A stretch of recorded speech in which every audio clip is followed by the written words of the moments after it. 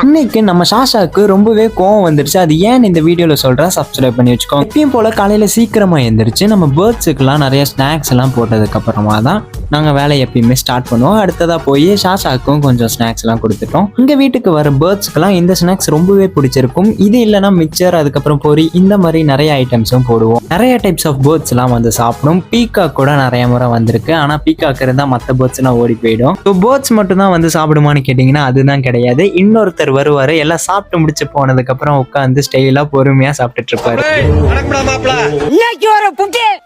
சரின்ட்டு அதுக்கப்புறம் போய் நம்ம சாஷாவெல்லாம் பார்த்தா சாஷா அங்கேருந்து இன்னொன்று எதையும் தூக்கிட்டு வந்து அதை பிடிச்சி ரொம்ப நேரமாக விளையாண்டுட்டு இருக்காங்க. இந்த மாதிரி அவங்களுக்கு பிடிச்ச பொருள்லாம் எங்கேயா இருந்தாலும் பார்த்தீங்கன்னா எடுத்துகிட்டு வந்து அதை வச்சு விளையாட ஆரம்பிச்சிருவாங்க. ஸோ சாஷாவுக்கு இதுதான் ஒரு மெயின் என்டர்டெயின்மெண்ட்டு.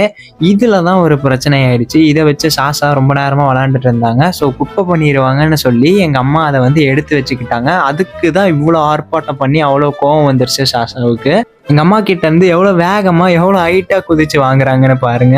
அப்புறம் ஒரு கட்டத்தில் கோவம் வந்து ஓடி போய் என்னென்ன பண்ணுறதுன்னு தெரியாமல் முழிச்சிட்டு இருந்தாங்க. அப்புறம் எங்கள் அம்மா அதை வெளியே தூக்கி போட்டதுக்கப்புறம் இன்னொரு பால் தரலான்னு தந்தாங்க. ஆனால் அதை சாஷா அவளுக்கும் கண்டுக்கல. அந்த ஃபஸ்ட்டு இருந்த பேப்பரை தான் எங்கே இருக்குது அப்படின்னு ரொம்ப ஆராய்ச்சிலாம் பண்ணி தேடிட்டு இருந்தாங்க. அப்புறமா தேடி முடிச்சுட்டு திரும்பி எங்கள் அம்மா கிட்டே வந்து கொடுக்க சொல்லி ரொம்ப ராவடிலாம் பண்ணியிருக்காங்க. இப்போ நீங்களே பார்ப்பீங்க. எப்படியாவது கண்டுபிடிச்சி அதை வாங்கிடணுன்ட்டு அவ்வளோ வெறி. நம்ம சாஷாவை சமாதானப்படுத்துறதுக்கு ஒரே வழி பேஸ்ட்டு கொடுத்து படுக்க வச்சு தூங்க வச்சிடறது தான். ஸோ இது யாருன்னு பார்த்தீங்கன்னா இன்னொரு நார்மல் கேட் எங்கள் வீட்டு பக்கத்தில் டெய்லியும் வருவாங்க.